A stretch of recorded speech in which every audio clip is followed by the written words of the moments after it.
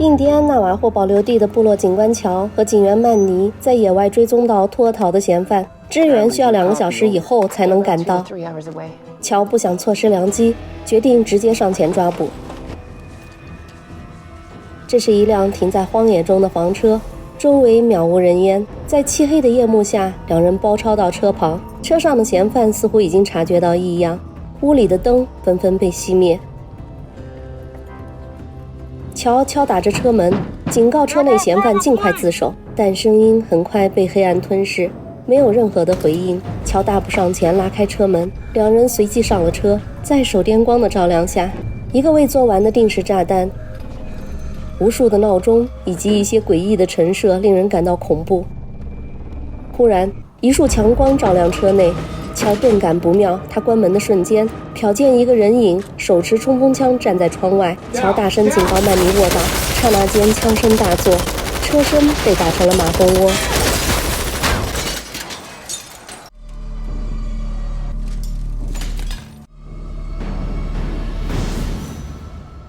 时间来到6天前，乔骑着马巡视着这片熟悉的土地。这是位于亚利桑那州和新墨西哥州交汇处的印第安纳瓦霍保留地，也是美国最大的印第安保留地之一，是乔生活了几十年的家乡。乔是保留地警察局的副警监。休闲的早晨，乔打算鼓捣自己的老摩托车。他的妻子艾玛是社区诊所的医生，此时正在为一个小年轻包扎受伤的手。这孩子一副嗑药嗑大了的样子，声称是被一只外星山羊啃掉了2个手指。艾玛看着烟盒里装的残肢，马上决定送他到镇上的医院处理。当他驾车来到医院，险些在路上撞到一个面目凶恶的男人，那个人一言不发地匆匆走开了。在候诊室里，艾玛隔着窗子看到一个出院的印第安老者，老者扭头对艾玛报以微笑，然后径直走向自己的汽车，这让艾玛心情很好。护士通知她，男孩的手术已经完成了，一会儿就可以回家。艾玛松了一口气，走到自动咖啡机前准备喝一杯提提神，咖啡机却出了故障。艾玛伸手被咖啡烫到，忽然一声剧烈的爆炸声，随之而来的强烈冲击波把艾玛掀到咖啡机上，撞晕了过去。消息很快传到了家里，打断了正在修车的乔。他匆匆地赶到医院，看到妻子并无大碍，才放下心来。当他爱抚着妻子的秀发，一节烧断的电线落入他手中，这使他心里一沉。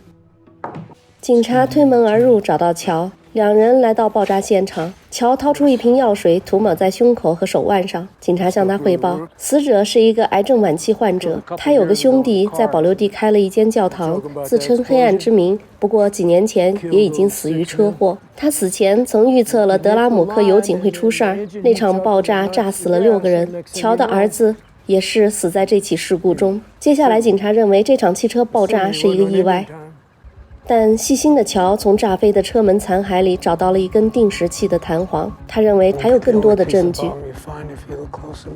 但是警察却不解，谁会大费周章地去炸死一个寿命不足2个月的癌症晚期患者呢？乔认为这才是最可疑的地方，事出反常必有妖。他决定自己去调查一下死者的儿子汤马斯，现场取证就交给了警察，然后转身而去。艾玛险些撞到的那个男人，此时正坐在一家墨西哥餐馆与一个油滑的消息贩子碰头。显然这个消息贩子只知道骗钱，根本没有任何有价值的信息，但他完全不知道自己惹错了人。当他心满意足地拿到钱，不曾想钱还没有捂热，就被这个看起来有些呆却无比凶残的男人杀死在厕所里。这个男人一看就是一个职业杀手，手法熟练，平静冷酷，取走一条性命就像劈柴生火一样简单利落。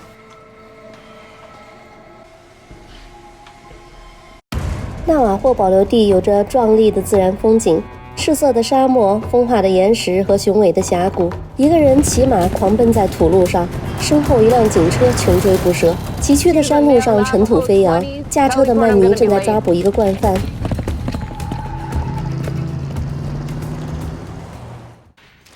乔来到警局，简单的安排了一些工作，被咬断手指的男孩推门而入，前来报警。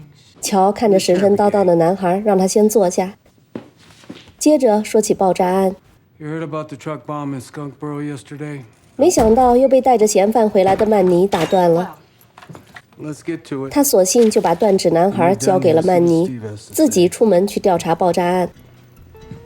男孩一看到大美女警官就来了劲儿，没话找话的跟曼尼套近乎，热情的让曼尼既尴尬又无语。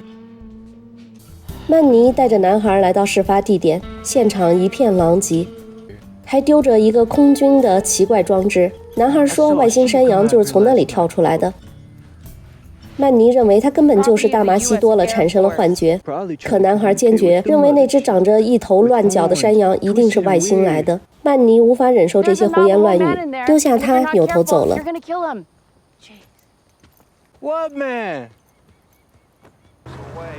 却在回警局的路上真的碰到了那只山羊，奇怪的样子令人毛骨悚然。曼尼干脆把羊带回了警局关了起来。这只奇怪的山羊引得大家身心不适。另一个男主角吉姆终于登场了。从 FBI 辞职后，他靠做私人侦探糊口，但生意清淡，只能帮老奶奶抓抓贼，收入少得可怜，有时还要分期和减免。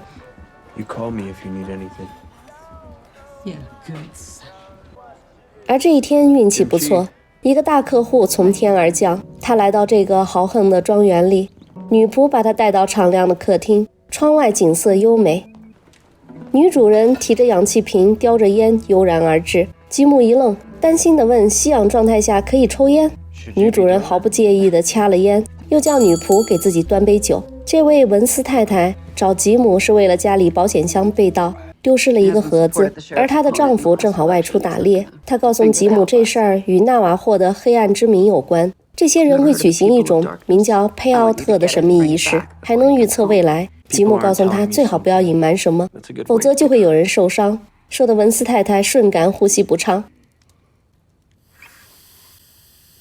他带着吉姆查看了失窃的保险箱，说出偷盒子的人叫汤马斯，自己的丈夫曾通过他父亲认识了黑暗之谜，和对方有一些金钱来往，后来不知何故停止了。文斯太太猜测这可能就是汤马斯偷盒子的原因，但他自始至终都不肯说出盒子里装的是什么，而是开出了$3000的酬劳。他把定金塞进了吉姆的口袋里，重金诱惑下，吉姆接受了这笔买卖。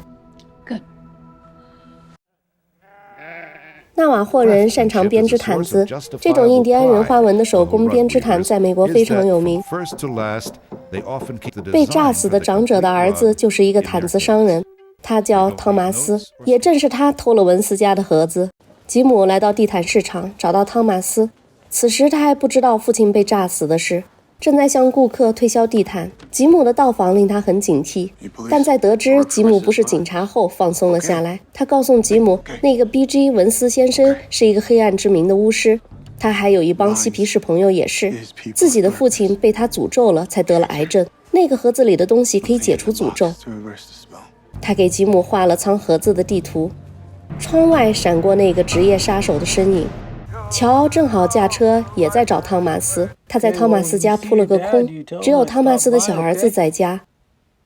随后他来到市场，在门口碰上了刚出来的吉姆，老友相见倍感开心。乔开玩笑问吉姆是不是来泡妞的，吉姆说自己在为文斯太太找回一个失窃的盒子。乔也说出了自己的来意，并告诉吉姆昨天汽车爆炸案的死者就是汤马斯的父亲。当两人回到摊位上，汤马斯已经不见踪迹。吉姆拿出了汤马斯画的地图，两人一同驱车前往。路上，乔询问吉姆是否想回警局，吉姆拒绝了。乔认为再不回来，曼妮就会嫁给别人了，暗示曼妮和吉姆两人是心照不宣的一对。吉姆闪烁其词，不肯承认。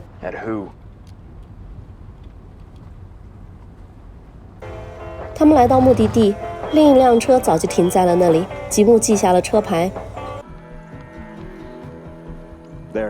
他们步行上山，找到了一块平坦的所谓的圣地，上面堆满了一些祭祀用的石塔，并没有盒子的踪迹。乔在石头缝里找到了一枚遗落的戒指。圣地中间有一块燃尽的火堆，乔在里面发现了一枚印第安瓦纳霍人骑术奖牌，背后刻着的名字是乔的儿子的名字。这让他感到惊诧不已。这枚奖牌正是儿子出事那天别在衣服上的。正当两人迷惑不已之时，土堆上妖风骤起，一声枪响划破长空，吉姆应声而倒，子弹穿透了他的肩膀。乔跟着跳到吉姆身边躲藏起来。在确认了子弹没有伤及吉姆的性命后，他冒着枪林弹雨跑回警车旁拿枪。警车的油箱正挂着一根燃烧的布条，随时可能爆炸。但是乔别无选择，他只能奋不顾身地跑过去，打碎车窗玻璃，拿到猎枪。运气不错，刚转身离开，车就爆炸了。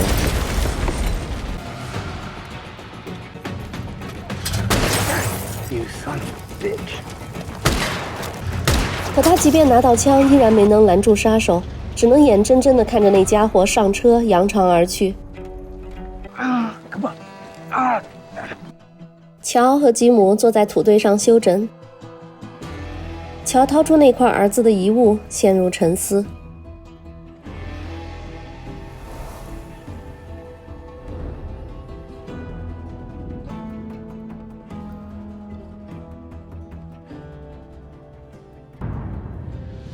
好的，《黑暗之风》第2季的第1集就介绍到这里。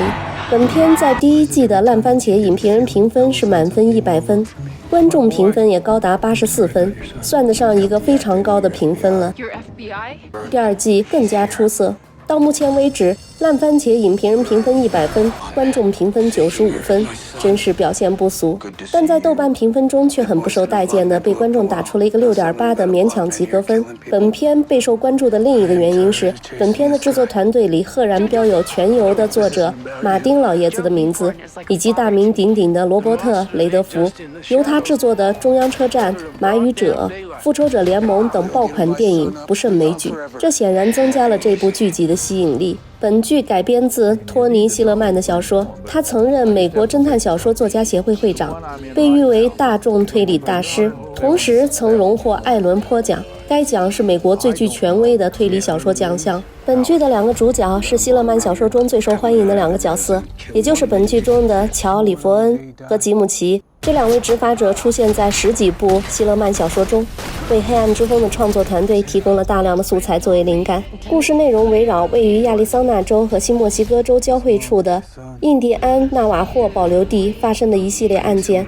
案件中除了谜团和悬念的营造外，还带有原住民神秘的巫术力量、生活习俗，以及他们与白人之间出现的融合和摩擦，让我们看到一个非常立体和丰富的印第安人生存状态。所以虽然本剧的豆瓣评分不高，我们依然打算追更第2季，我就不再赘述了，请你和我一起继续关注本剧集吧。好的，今天就聊那么多，更多内容我们留着下一集再聊。谢谢大家光临露天电影院，我是吉利波，欢迎大家在留言区与我们交流互动，也可以说说你想听的剧，我们会抽时间制作。再次谢谢大家的耐心观看，我们下集见。